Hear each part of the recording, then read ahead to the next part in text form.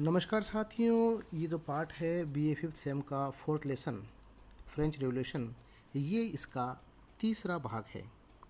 इससे पहले हमने बास्तिल के पतन तक हम लोग पढ़ चुके हैं।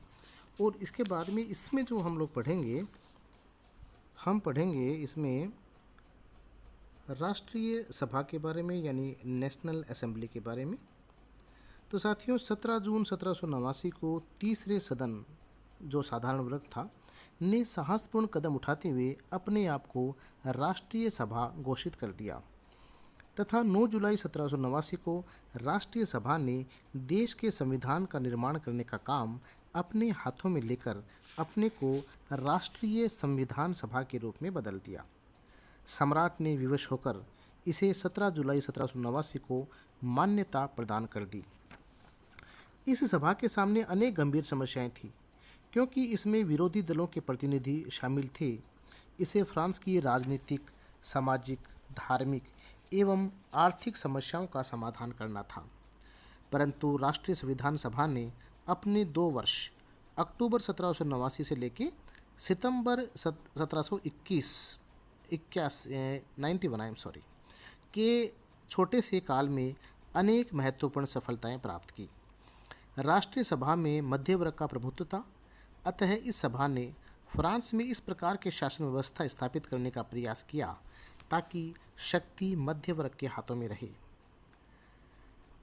राष्ट्रीय संविधान सभा द्वारा किए गए कार्यों एवं सफलताओं को हम इस प्रकार से इसका विवरण दे सकते हैं। नंबर 1, सामाजिक सफलताएं। राष्ट्रीय संविधान सभा ने अपने 4 अगस्त 1789 की बैठक में फ्रांस के सामाजिक जीवन से संबंधित अनेक महत्वपूर्ण प्रस्ताव पारित किए। इस बैठक में जागीरदारों एवं धर्माचारियों में अपने अपने विशेष अधिकार एवं सुविधाएं त्यागने की होड़ लग गई। इस माहौल से उत्साहित होकर संविधान सभा ने निम्नलिखित महत्वपूर्ण निर्णय लिए। फ्रांस से सामंत प्रथा एवं दास प्रथा को समाप्त कर दिया गया। प्रत्येक व्यक्ति को अब नागरिक नाम से संबोधित किया जाएगा, क्योंकि उच्च अधिकार प्राप्त लोगों ने अपने विशेष अधिकारों को छोड़ दिया। योग्यता के आधार पर सभी मनुष्यों को समानता के आधार पर सभी पद दिए जाएंगे। चर्च को देने वाला जो कर था, टीथ दशांश नामक जो कर था, उसे समाप्त कर दिया गया तथा सामंतों व पादरियों पर भी कर लगाए गए। नागरिक अधिकारों की घोषणा भी की गई। राष्ट्रीय सभा का दूसरा महान कार्य मानव के अधिकारों का घोषणा था। इस घोषणा पत्र की दार्शनिकों तथा अमेरिका व इंग्लैंड के संविधानों की छाप थी। यह घोषणा क्रांति की आधारशिला बनी तथा 19वीं व 20वीं सदी की राजनीतिक विचारधारा पर इसका प्रभाव रहा। 27 अगस्त 1789 को जारी इस घोषणा पत्र में निम्नलिखित बातें शामिल थी। सभी मनुष्य स्वतंत्र पैदा हुए हैं, अतः उनके अधिकार भी समान हैं। सभी मनुष्य अपनी योग्यता के अनुसार सरकारी पद प्राप्त कर सकते हैं। सरकारी कर्मचारियों का प्रमुख कर्तव्य समाज की सेवा करना है। प्रत्येक व्यक्ति कानून के सामने समान होगा। प्रत्येक व्यक्ति को संपत्ति रखने का अधिकार है। प्रत्येक व्यक्ति स्वतंत्रतापूर्वक किसी भी धर्म का पालन कर सकता है। सभी लोगों पर उनकी आर्थिक स्थिति के अनुसार कर लगाया जाएगा। इसी प्रकार से साथियों, आर्थिक क्षेत्र में भी संविधान सभा को अनेक सफलताएं मिली। इन्होंने, अगर हम लोग देखें तो, चर्च की संपत्ति का राष्ट्र द्वारा प्रयोग करने के लिए कागजी मुद्रा का प्रचलन किया गया। राष्ट्रीय सभा ने उत्पादन पद्धति की गिल्ड प्रणाली को समाप्त कर दिया। देश के व्यापार एवं वाणिज्य को विकसित करने के लिए देश के विभिन्न भागों में लगने वाली चुंगियों को समाप्त कर दिया गया। देश में समान चुंगी व्यवस्थाएं लागू कर दी गई। इसी प्रकार अगर धार्मिक क्षेत्र में हम लोग सफलताएं देखें तो कैथोलिक चर्च फ्रांस में एक महत्वपूर्ण संस्था थी। चर्च के पास अनेक सामाजिक, धार्मिक, राजनीतिक शक्तियाँ थीं, जिनका चर्च के धर्माधिकारियों द्वारा दुरुपयोग किया जा रहा था। अतः राष्ट्रीय सभा ने चर्च की सादगी एवं पवित्रता बनाए रखने के लिए कई महत्वपूर्ण कदम उठाए। इसी प्रकार से प्रशासनिक सफलताएं यदि हम लोग देखें तो राष्ट्रीय सभा ने समूचे देश में एक जैसी शासन व्यवस्था स्थापित की। पुराने प्रदेश प्रशासन, page the state, page the election, parliaments तथा बेलेलीज समाप्त कर दिए गए तथा देश को 83 इकाइयों यानी प्रांतों में बांटा गया। ये प्रांत क्षेत्रफल तथा जनसंख्या में समान थे तथा इनका नामकरण प्राकृतिक चिन्हों जैसे नदियों, पर्वतों आदि के नाम से या आदि के नाम पर किया गया। प्रत्येक प्रांत यानी विभाग को कैंटन, कैमिनो तथा गांवों में बांटा गया। देश में नई प्रकार की न्यायिक व्यवस्था का गठन किया गया। इसमें जनता द्वारा चुने गए न्यायाधीशों की नियुक्ति की गई। इसके अलावा साथियों, राष्ट्रीय सभा का गठन देश के लिए नवीन संविधान बनाने के लिए किया गया था, इसलिए इसे राष्ट्रीय संविधान सभा कहा गया था। देश के लिए नए संविधान का निर्माण करना राष्ट्रीय सभा का सबसे महत्वपूर्ण कार्य था। राष्ट्रीय सभा ने 2 वर्षों के कठिन परिश्रम के बाद 1791 में यह संविधान तैयार किया। यह फ्रांस का पहला लिखित संविधान था। यह मॉन्टेस्क्यू द्वारा प्रतिपादित शक्ति के पृथक्करण तथा लोक संप्रभुता के सिद्धांतों पर आधारित था। नए संविधान को 14 सितंबर 1791 को सम्राट लुई 16वें ने अपनी स्वीकृति प्रदान की, अर्थात यह संविधान 14 सितंबर 1791 को लागू हुआ।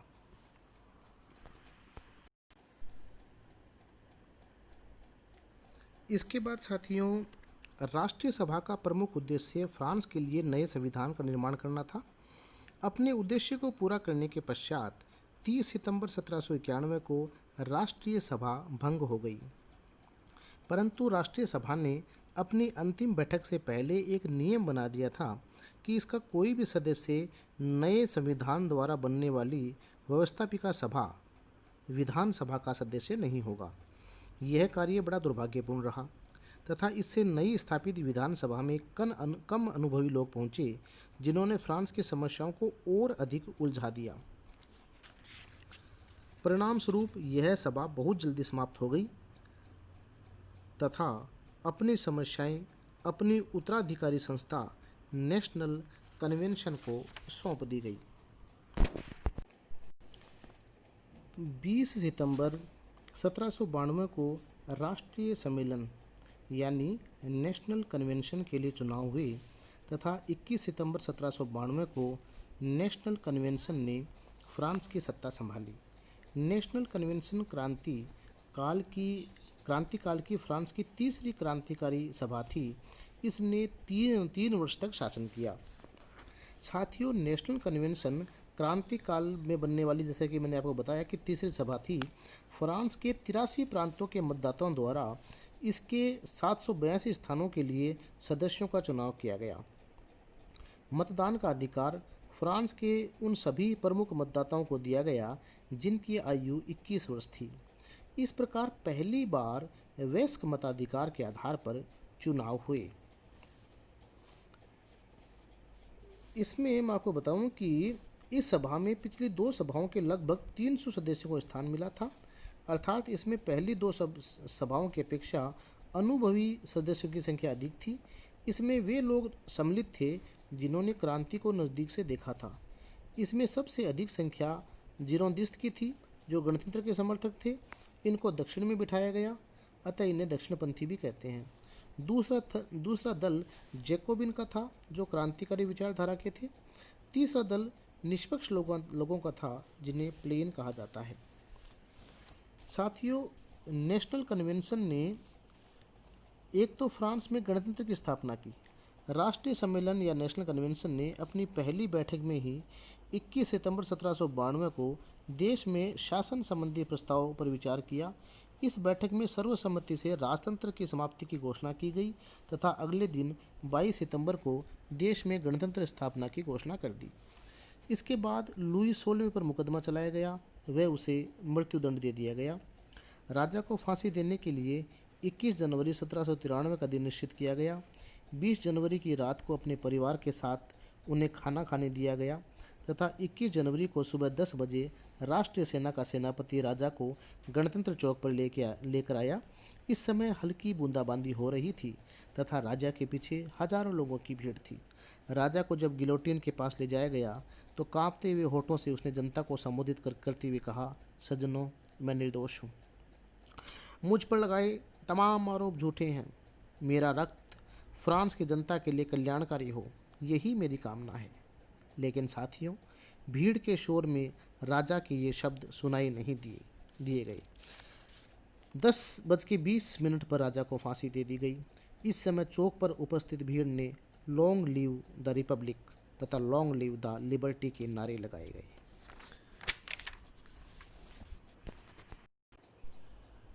साथियों, नेशनल कन्वेंशन ने विद्रोहों का दमन किया तथा शक्तिशाली सरकार का गठन किया। नेशनल कन्वेंशन ने आंतरिक प्रशासन को शक्तिशाली बनाने के लिए 6 अप्रैल 1793 को एक समिति का गठन किया जिसे लोक सुरक्षा समिति कहा जाता था। इस 21 सदस्यों वाली इस कमेटी को कार्यपालिका व व्यवस्थापिका के असीमित अधिकार दिए गए। यद्यपि इसका कार्य लोक सुरक्षा था, परंतु इस समिति ने अपने अधिकारों का दुरुपयोग करते हुए जनता पर अनेक अत्याचार किए। इसी कारण इस समिति को आतंक के राज्य की आत्मा कहा जाता है। साथियों, नेशनल कन्वेंशन ने सामाजिक सुधार भी किए। बड़े बड़े जमींदारों की भूमि पर अधिकार करके गरीब किसानों में बांट दिया गया। आर्थिक सुधार भी किए गए। मैंने आपको बताया था पहले कि प्रवासी सामंतों और पादरियों की संपत्ति को जब्त कर दिया गया और उन्हें साधारण जनता में बांट दिया गया। शिक्षा संबंधी भी सुधार किए गए। तकनीकी शिक्षा को अलग करके इसका अलग विकास किया गया। संपूर्ण फ्रांस में एक समान शिक्षा पद्धति लागू कर दी गई। विज्ञान एवं तकनीकी शिक्षा को बढ़ावा देने के लिए पॉलिटेक्निक खोले गए। फ्रांसीसी साहित्य को विकसित करने के लिए समूचे देश में फ्रेंच भाषा को शिक्षा का माध्यम बनाया गया। उन्होंने एक नया कैलेंडर भी बनाया, लेकिन बाद में इस कैलेंडर को नेपोलियन ने बंद कर दिया था। धार्मिक सुधार भी किए। रूढ़िवादी ईसाईयत के विरुद्ध कुछ कदम उठाए गए। साथियों, इसके अलावा मापतोल की नवीन प्रणाली का प्रचलन किया गया। फ्रांस की क्रांति से पहले फ्रांस में विभिन्न प्रांतों में अलग अलग मापतोल के नियम थे, लेकिन इन्होंने नेशनल कन्वेंशन ने इस क्षेत्र में मीट्रिक प्रणाली को अपनाया। यह प्रणाली दशमलव पर आधारित थी। इसमें भार के लिए किलोग्राम, समय के लिए सेकंड तथा दूरी के लिए मीटर को मात्रक माना गया। शीघ्र ही यह प्रणाली समूचे विश्व में लोकप्रिय हो गई। यह प्रणाली अपनाने से फ्रांस के व्यापार एवं वाणिज्य को काफ़ी विकास हुआ। इसके अलावा साथियों, न्यायिक सुधार किया गया, राष्ट्रीय उत्पादन में वृद्धि की गई और जैसा कि मैंने आपको बताया था कि फिर इन्होंने एक संविधान और बनाया था। ये मैं आपको बताऊं कि नेशनल कन्वेंशन ने 1795 में देश के लिए एक नए संविधान का निर्माण किया। इसे तीसरे वर्ष का संविधान भी कहा जाता है, क्योंकि राष्ट्रीय सम्मेलन द्वारा जिस नए कैलेंडर की स्थापना की गई थी उसके तीसरे वर्ष में ये संविधान तैयार हुआ था। इसे गणतंत्रीय संविधान भी कहा जाता है। नेशनल कन्वेंशन के समय फ्रांस ने काफ़ी विजय भी प्राप्त की और इसके अलावा नेशनल कन्वेंशन ने आतंक के शासन के दौरान हजारों लोगों को गिलोटिन की भेंट कर दिया गया।